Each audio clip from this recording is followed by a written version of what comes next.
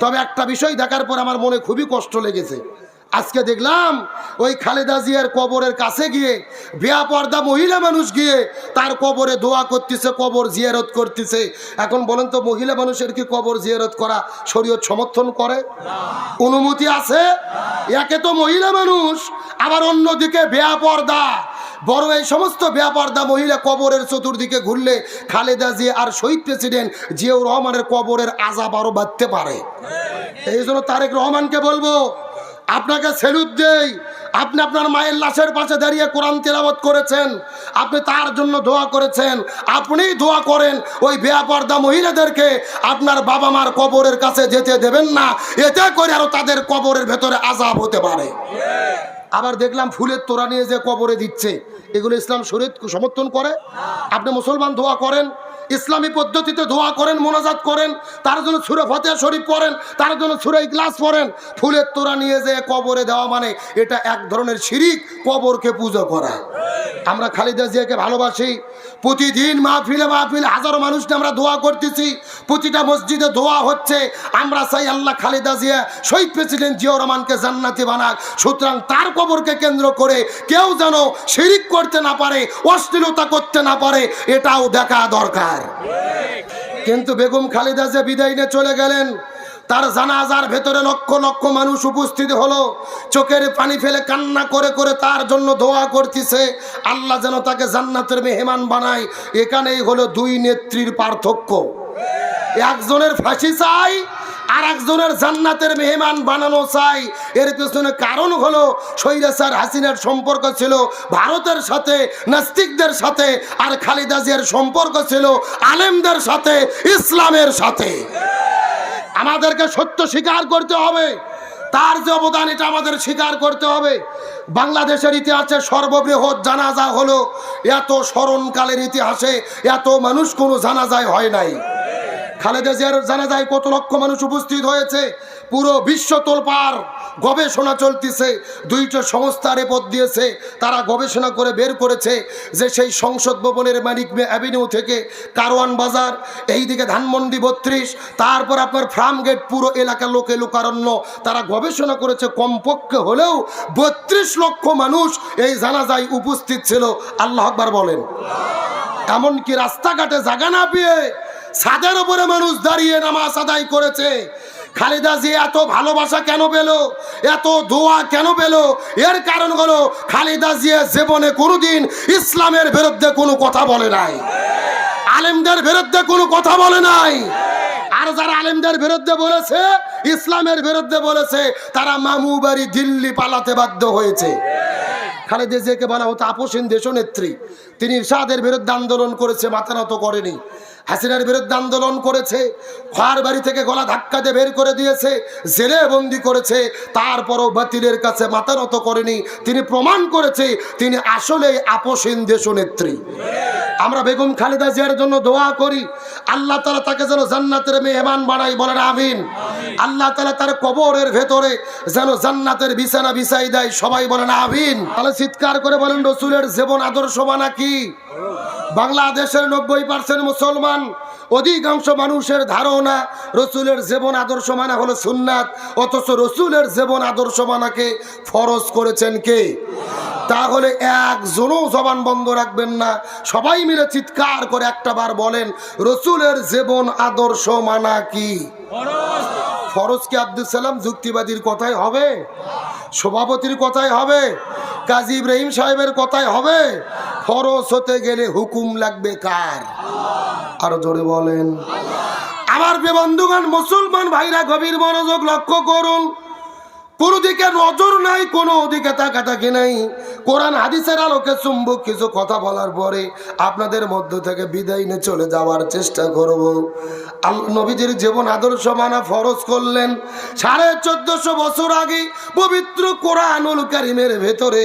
আল্লাহ তাআলা কত চমৎকার করে বলেন, আল্লাহ রাব্বুল আলামিনের ঘোষণা, ও আমার আতাকুমুর রাসূলু ফাখুযুহু ওয়া মা নাহাকুম আনহু ফান্তাহু।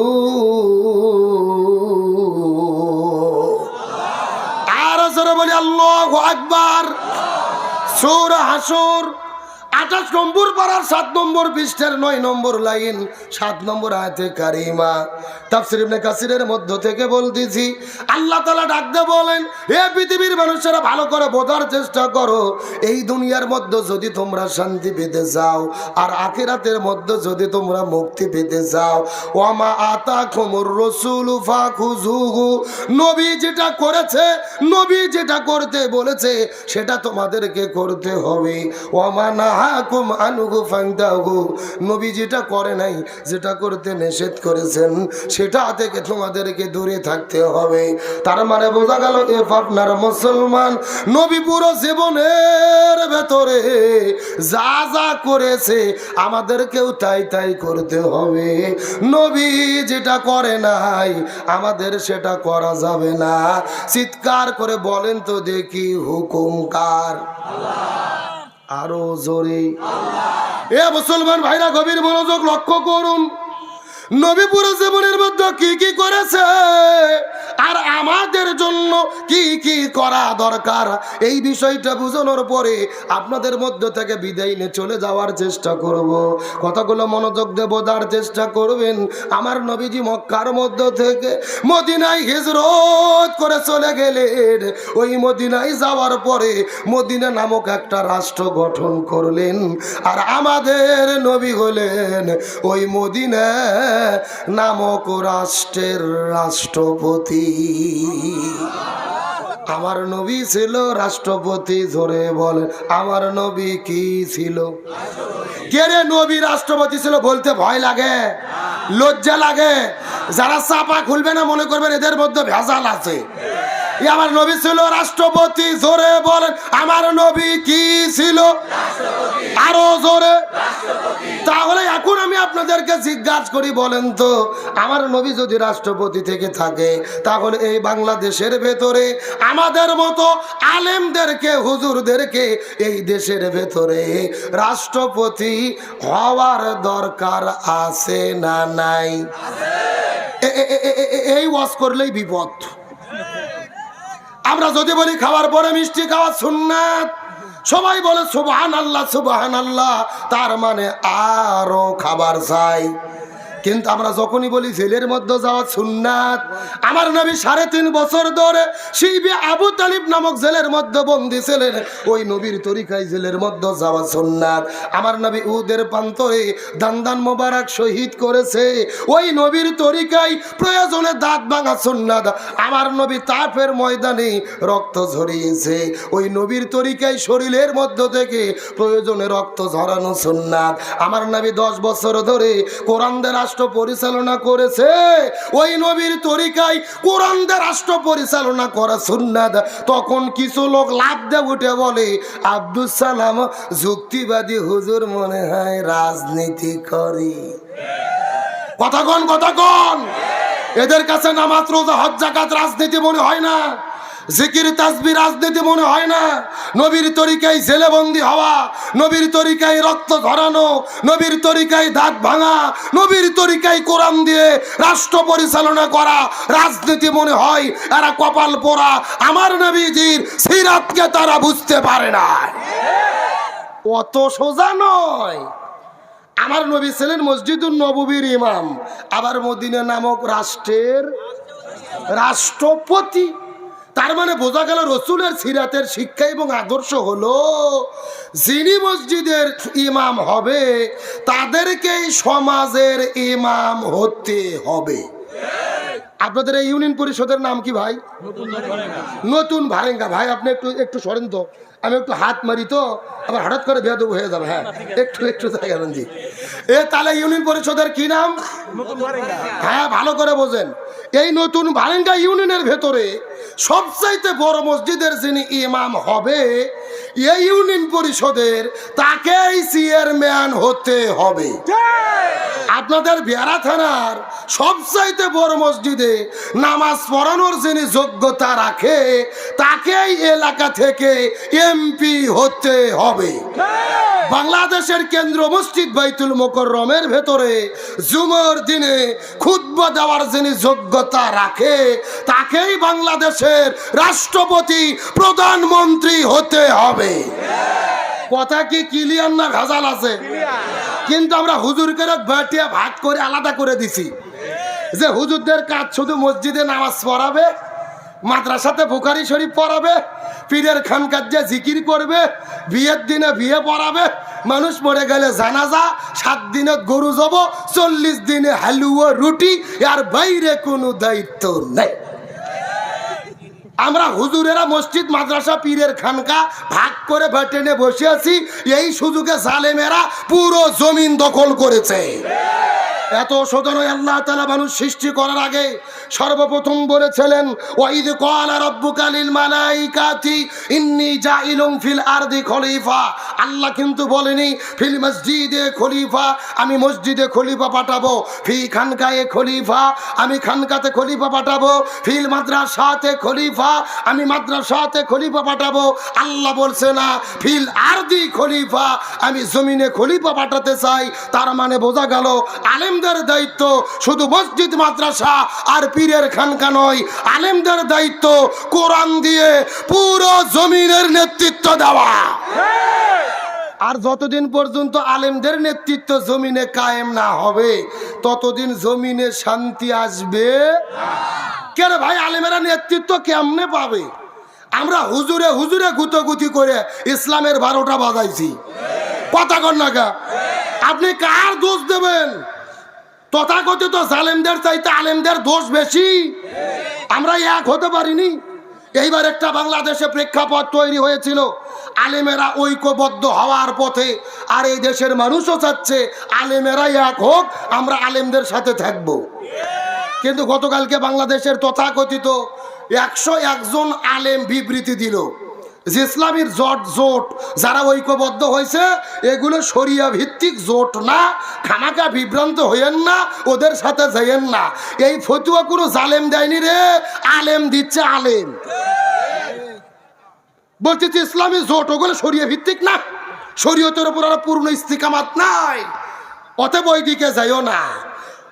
তদন্ত করে দেখা যাচ্ছে যারা যারা ফতুয়া দিল এরা অধিকাংশ স্বৈরাচার হাসিনের দোসর ছিল। কথা কন না গা, হাসিনা তিয়াল এবং পাম মারতে মারতে মঞ্চ বসে দিয়ে বলেছিল মাননীয় প্রধানমন্ত্রী আপনি জান্নাতি মানুষ। কি মুক্তি রে, মনে হচ্ছে এই মাত্র জান্নাত থেকে পালিয়ে এলো। কথা কন না গা। আবার কেউ কেউ মঞ্চের উপরে বসে দিয়ে যেই স্বৈরাচার হাসিনার হাতে শাপলা চত্বরের রক্ত লেগে আছে, সেনাবাহিনীদের হত্যার রক্ত লেগে আছে, তাকে মঞ্চে উঠাইয়া কওমি জননী উপাধি দ্বারা দিয়েছিল, তারাই আজকে ইসলামী ঐক্যের ভেতরে ফাটল ধরানোর ষড়যন্ত্র করতেছে। সুতরাং এদের ফতুয়া দিয়ে কোনো লাভ হবে না, ফতুয়ার মেশিন গান মারে কোনো লাভ হবে না। এইবার জাতি ঐক্যবদ্ধ হয়েছে, ইসলামের বিজয় সূচনা হয়েছে। রাকসুর ভেতরে ইসলামপন্থীদের বিজয়ের সূচনা হয়েছে। আগামীতে পার্লামেন্টে কোরআন বিজয়ের মাধ্যমে আমাদের প্রকৃত বিজয় হবে ইনশাআল্লাহ। সুতরাং ওদের ফতুয়ার দিকে তাকানোর কোনো সুযোগ। আচ্ছা, আমার একটা প্রশ্ন, এরা নাকি বাংলাদেশের বিশিষ্ট 101 জন আলেম। এখন এদের কাছে আমার প্রশ্ন, ইসলামী দলগুলো যদি শরীয়তের উপরে না থাকে তা আপনারাই শরীয়তের উপরে দল গঠন করে আমাদেরকে ডাক দেন, আমরা আপনাদের সাথে যোগ হই। কথা কন না গা। ওরা নিজেরা জোট হবে না, ঘরের মধ্যে বসে থেকে এসি ঘরত এসি খাইয়ে হাদিয়া তোফা খাইয়ে খালি পেট মোটা করবে আর ফতুয়াবাজি করবে। ওই ফতুয়াবাজি করে আর কোরআনের বিজয়কে রোধ করা যাবে না। ইসলামের গণজোয়ার সৃষ্টি হয়েছে এই বাংলার জমিনে। পূর্ব দিগন্তে সূর্য উদিত হওয়া যেমন সত্য, আগামীর বাংলাদেশে কোরআন বিজয় হওয়া তেমনি সত্য। আমরা কি কোরআনের বাংলাদেশ দেখতে চাই? জোরে বলেন দেখতে চাই। কারা কারা দেখতে চাই? দুটো হাত আল্লাহকে তুলে দেখায়।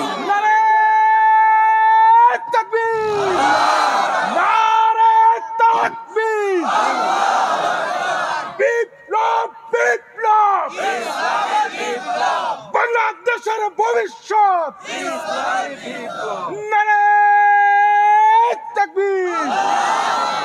আল্লাহ তাআলা আমাদের এক থাকার তৌফিক দান করুক, বলেন আমিন। আজকে আবার দেখলাম ওই 101 জনের কিছু কিছু আলেম বলতেছে যে আমাদের নামে বিবৃতি কারা দিয়েছে আমরা জানি না। তাহলে বোঝা যাচ্ছে তৃতীয় কোনো পক্ষ ইসলামী দলের মধ্যে ফাটল ধরানোর চেষ্টা করতেছে। আমি এই আলেমদেরকে বলবো, সত্যি যদি আপনাদের নামে না জানিয়ে বিবৃতি দেয়, কারা দিল এটা বের করে তাদের ব্যাপারে ব্যবস্থা নেওয়ার দায়িত্ব আপনাদের। আর যদি চুপচাপ বসে থাকেন, নীরবতা সম্মতির লক্ষণ। আমরা বুঝে নেব তলে তলে দালালি করতেছেন। আমরা ইসলামী দল এক জায়গায় হতে চাই, বলে না এদের আকীদা খারাপ, ইমান নাই, টুপি ঠিক নাই, টাকনুর উপরে প্যান্ট নাই, ফতুয়া দিতে দিতে 12টা বাজাচ্ছে।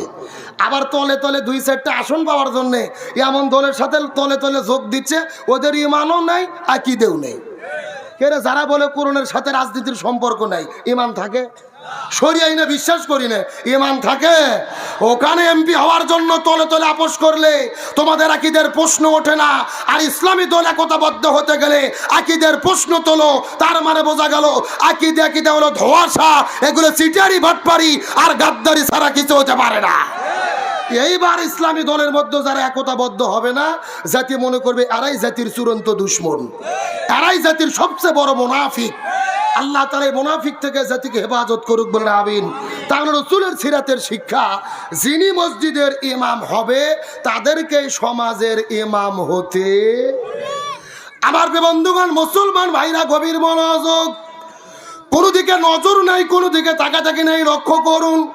আমার নবীজি বিদায় হজের দিনে সলক্ষ সাহাবীদের সামনে কত চমৎকার করে বলেন, তারাকতু ফীকুম আমরাইন লান তাদিল্লু মা তামাসসাকতুম বিহিমা কিতাবাল্লাহি ওয়া সুন্নাতা রাসূলি।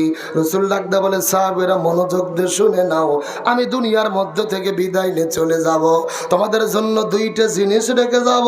এই 2টা জিনিস যদি তোমরা আঁকড়ে ধরতে পারো, কখনোই তোমরা পথভ্রষ্ট হবে না। 1 নাম্বার কিতাব আল্লাহ, আল্লাহর কিতাব কোরআন। আর 2 নম্বর সুন্নাতা রাসূলি, রসুলের সুন্নাত হাদিস। তার মানে বোঝা গেল, হে পাবনার মুসলমান, আমরা যদি দুনিয়ার ভেতরে শান্তি পেতে চাই, আখিরাতে মুক্তি পেতে চাই, কোরআন সুন্নাহ আঁকড়ে ধরা ছাড়া কোনো উপায়। এ গভীর মনোযোগ, ভালো করে বোঝার চেষ্টা করেন। আমার নবী যে জমিনের ভেতরে শান্তি কায়েম করার জন্য 17 বছর বয়সের ভেতরে এই জমিনের মধ্যে একটা দল গঠন করেছিলেন, যেই দলের নাম হলেন হিলফুল ফুজুল। কি নাম বললাম? কথাগুলো ভালো করে মাথার মধ্যে ঢুকানোর চেষ্টা করবেন। নবী 17 বছর বয়সের ভেতরে হিলফুল ফুজুল নামক দলটা গঠন করার পরে 17 বছর থেকে শুরু করে 40 বছর পর্যন্ত নবীজি 23 বছর ধরে চেষ্টা করলো এই জমিনে শান্তি কায়েম করার জন্য। কিন্তু দুর্ভাগ্যজনক ব্যাপার হলো 23 বছর ধরে চেষ্টা করার পরেও নবীজি শান্তি কায়েম করতে পারলো। এ মুসলমানেরা, গভীর মনোযোগ লক্ষ্য করুন। নবীজি 23 বছর ধরে চেষ্টা করেছে, কিন্তু জমিনের ভেতরে শান্তি কায়েম করতে পারলো না। কিন্তু নবীজির বয়স যখন 40 বছর হয়ে গেল, আল্লাহ নবীজির উপরে যখন কোরআন নাজিল করলো, আল্লাহ নবীজি কোরআনের যখন দাওয়াত দেওয়া শুরু করে দিল, এই কোরআন যখন জমিনের মধ্যে বাস্তবায়ন হয়ে গেল, তখন জমিনের মধ্যে শান্তি কায়েম হয়ে গেল। নবীজির জীবনটাকে 2 ভাগে ভাগ করার চেষ্টা করেন। নবুয়ত পাওয়ার আগে 23 বছর, আবার নবুয়ত পাওয়ার পরের 23 বছর। আগে 23 বছর নবী চেষ্টা করলেন, কিন্তু দুনিয়ার মধ্যে শান্তি কায়েম করতে পারল না। কিন্তু পরে 23 বছরের ভেতরে নবীজি কেন শান্তি কায়েম করতে পারল? এর পেছনে কারণ হলো, আগের 23 বছরের ভেতরে নবীজির কাছে দল ছিল, কিন্তু নবীজির দলের সংবিধান আল্লাহর কোরআন ছিল না। কথা কি বোঝা যায়? এ ভালো করে বোঝেন। আপনার আমার মতো 2 টাকার ছুটকে ফটকে হুজুর না, এলাকার তেল তেলা গয়ান্দার নেতা না। স্বয়ং বিশ্বনবী 23 বছর ধরে তার দলের দ্বারা এই জমিনে শান্তি কায়েমের চেষ্টা করেছে, কিন্তু জমিনে শান্তি কায়েম হয় নাই। কিন্তু নবীর বয়স যখন 40 বছর হলো, নবীর ওপরে কোরআন নাজিল হলো, নবী কোরআনের দাওয়াত দিল, তারপরে জমিনে শান্তি কায়েম হলো। তার মানে বোঝা গেল আগে 23 বছরে নবী তার দলের দ্বারা শান্তি কায়েম করতে পারেনি। তার কারণ সংবিধান আল্লাহর কোরআন ছিল না, কারণ ওই সময় কোরআন নাজিলই হয় নাই। কিন্তু 40 বছর যখন কোরআন নাজিল হলো, নবী কোরআনের দাওয়াত দিল, কোরআন জমিনে কায়েম হলো, তখন জমিনে শান্তি প্রতিষ্ঠা হলো। এখান থেকে বোঝা যাচ্ছে এই বাংলাদেশে যত রাজনৈতিক দল আছে শান্তি কায়েমের জিকির করতেছে, ওই সমস্ত দলের দ্বারা এই বাংলাদেশে শান্তি কায়েম সম্ভব হবে না, যেই দলেরা আল্লাহর কোরআনের সংবিধান দিয়ে পরিচালিত হয় না। কথা কি ক্লিয়ার না ভেজাল আছে? এই জন্য আল্লাহর কোরআন বলেছেন, ওয়াতাসিমু বিহাবলিল্লাহি জামিয়ান ওয়া লা তাফাররাকু, তোমরা যদি মুসলমান হও, দিন কায়েমের আন্দোলন করো, আল্লাহর ঐক্যবদ্ধভাবে আঁকড়ে ধরো। আল্লাহর কোরআন বলেছেন, ওয়ালতাকুম মিনকুম উম্মাতুন ইয়াদউনা ইলাল খায়র ইয়ামুরুনা বিল মারুফ ওয়া ইয়ানহাউনা আনিল মুনকার, তোমাদের ভেতরে অবশ্যই একটা দল থাকবে যারা ভালো কাজের আদেশ করবে, অন্যায় কাজে বাধা দেবে। আল্লাহর কোরআন বলেছেন, আল্লাযীনা মাক্কান্নাহুম ফিল আরদি আকামুস সালাহ ওয়া আতাউজ যাকাত ওয়া আমারু বিল মারুফ ওয়া নাহাউ আনিল মুনকার। কোন মুসলমান দল যদি ক্ষমতায় যায়, 4টে কর্মসূচি বাস্তবায়ন করবে। 1 নম্বর নামাজ বাধ্যতামূলক করবে, 2 নম্বর যাকাত ভিত্তিক অর্থনীতি কায়েম করবে, 3 নম্বর ভালো কাজ চালু করবে, 4 নম্বর মন্দ কাজ বন্ধ করবে। সুতরাং আগামীর বাংলাদেশে নির্বাচিত হয়ে যারা এই 4 কর্মসূচি বাস্তবায়নের ঘোষণা দেবে, ইমানদার মুসলমান হিসেবে তাদের পক্ষেই আমাদের থাকতে হবে। বক্তব্য কি আব্দুল সালাম যুক্তিবাদী না আল্লাহর? আরো জোরে বলেন। আল্লাহর কোরআন বলেছেন, আমাইয়াবতাগি গায়রুল ইসলামি দীনান ফালা ইউকবালা মিনহু ওয়া হুয়া ফিল আখিরাতি মিনাল খাসিরিন। কোরআন বাদে যদি কেউ বিয়ে করে, ওই বিয়ে আল্লাহর দরবারে কবুল হবে না। কোরআন বাদে যদি কেউ ব্যবসা করে, ওই ব্যবসা আল্লাহর দরবারে কবুল হবে না। কোরআন বাদে যদি কেউ রাজনীতি করে, ওই রাজনীতিও আল্লাহর দরবারে কবুল হবে না। তাহলে আমাদের সব কিছু হবে কি দিয়ে? আরো ধরে বলেন, কুল ইন্না সলাতি ওয়া নুসুকি ওয়া মাহইয়ায়া ওয়া মামাতি লিল্লাহি রাব্বিল আলামিন। আমাদের বেঁচে থাকা, মরে যাওয়া, জীবন মরণ সব কিছু হবে কার জন্য? তাহলে চিৎকার করে বলে, শান্তির জন্য কি লাগবে? এই কোরআনের সব সমস্যার সমাধান আছে না নাই? এখন কিছু কিছু নেতা বক্তব্য দিচ্ছে কোরআনের সাথে রাজনীতির কোনো সম্পর্ক নাই। নাউজুবিল্লাহ বলবেন না?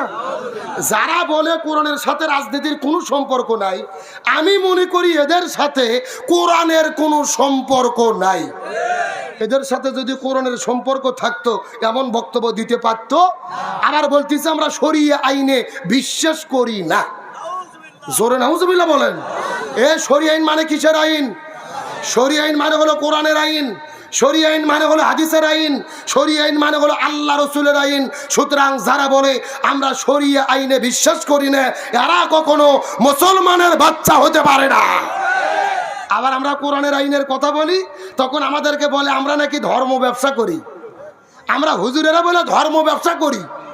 আবার আপনি নির্বাচনের আগে দেখি যারা আমাদেরকে ধর্ম ব্যবসায়ী বলে গালি দেয়, ওরাই ভোটের আগে মাথার টুপি খুলতেছে না। কতক্ষণ টাকা মাথার টুপি, পাঞ্জাবি, জুব্ব, তসবি, আসর নামাজ পড়তেছে 4 বার করে।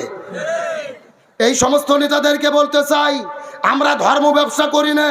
যারা নির্বাচনের আগে মাথায় টুপি পরে, মুখের মধ্যে দাড়ি রাখে, সাদা পাঞ্জাবি পরে পীরের দরবারে যায়, হাট হাজারিতে যায়, সার সিনেতে যায়, নামাজ পড়ে বেশি বেশি, দোয়া তসবি বেশি বেশি, ভোট পার হয়ে গেলে টুপিও ছাড়ে, পাঞ্জাবিও ছাড়ে, তসবিও ছাড়ে, এরাই হলো সবচাইতে বড় ধর্ম ব্যবসায়ী। আমরা ধর্ম ব্যবসা করি না, আমরা ধর্মীয় রাজনীতি করি।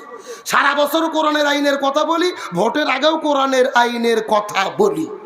সারা বছর টুপি মাথার দিয়ে ঘুরি, ভোটের আগেও টুপি মাথার দিয়ে ঘুরি। কিন্তু ওরা হলো সেজনাল টুপিওয়ালা ভাই, ওরা সেজনাল টুপিওয়ালা, সেজনাল পাঞ্জাবিওয়ালা, সেজনাল নামাজিওয়ালা। সুতরাং ধর্ম ব্যবসা আসল কারা এবার কি বোঝা গেছে? তাহলে বলেন তো শান্তির জন্য কি লাগবে?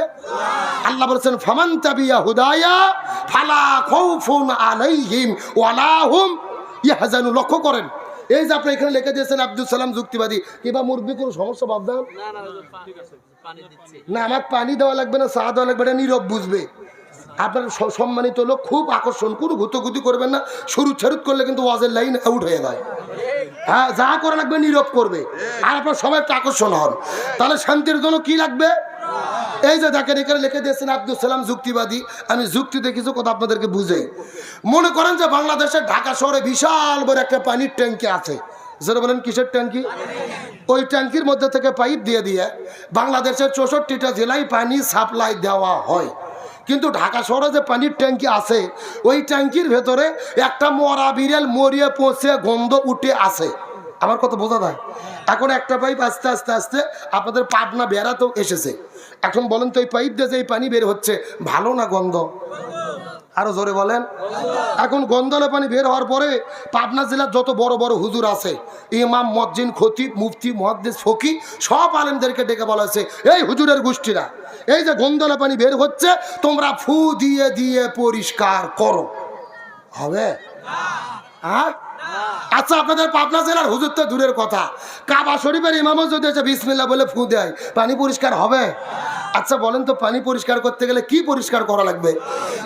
ওই ঢাকা শহরের ট্যাঙ্কি পরিষ্কার করা লাগবে, এটা কি বুঝতে পেরেছেন? এবার আসল ওয়াজ ছোড়েন, আসল ওয়াজ। এই বাংলাদেশের শান্তি প্রতিষ্ঠার একটা ট্যাঙ্কি আছে, যার নাম হলো সংসদ ভবন।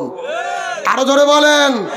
আর সংসদের ভেতর থেকে বাবার আইন, দাদার আইন, চাচার আইন, খালুর আইন, ফুপর আইন, কার্ল মার্ক্সের আইন, লেনিনের আইন, পুতিনের আইন, ধর্মনিরপেক্ষতাবাদ, জাতীয়তাবাদ, সোশ্যালিজম, ক্যাপিটালিজম, ভারতের আইন, ব্রিটিশের আইন, মানব রচিত তন্ত্র মন্ত্রকে জুতো এবং ঝাঁটাপিটা করে যতদিন পর্যন্ত কোরআন পার্লামেন্টে ঢুকাইয়া কোরআন দিয়ে বাংলাদেশ পরিচালিত না হবে, ততদিন পর্যন্ত এই জমিনের ভেতরে শান্তি আসতে পারে না, পারে না, পারে না।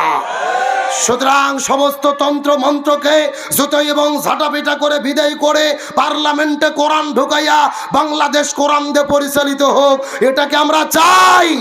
কারা কারা চাই? দুটি হাত আল্লাহকে তুলে থাকা। দেন একজন তাকবীর দেন দেখি।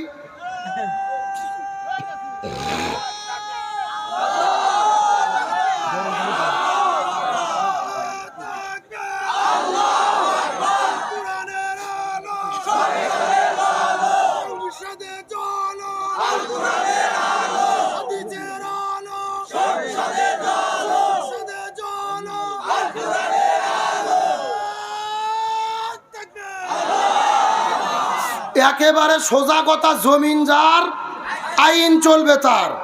আল্লাহর জমিন, আল্লাহর আইন কায়েম করা ছাড়া শান্তি আসবে? তবে কোরআন কায়েম করতে গেলে বিপদ আছে না নাই? গত 16 বছর যারা আলেমদের উপরে অন্যায় অত্যাচার করেছে, জুলুম করেছে, তারা বর্তমানে আছে নাকি পালাইছে? ভালো করে বোঝেন। বাংলাদেশের দুইজন নেত্রী, একটা হলো জননেত্রী শেখ হাসিনা, আর একটা হলেন আপনার দেশনেত্রী বেগম খালেদা জিয়া। হাসিনা পালিয়ে চলে গেল, এই দেশের মানুষ চাচ্ছে হাসিনার কখন ফাঁসি হবে, আমরা মিষ্টি বিতরণ করব।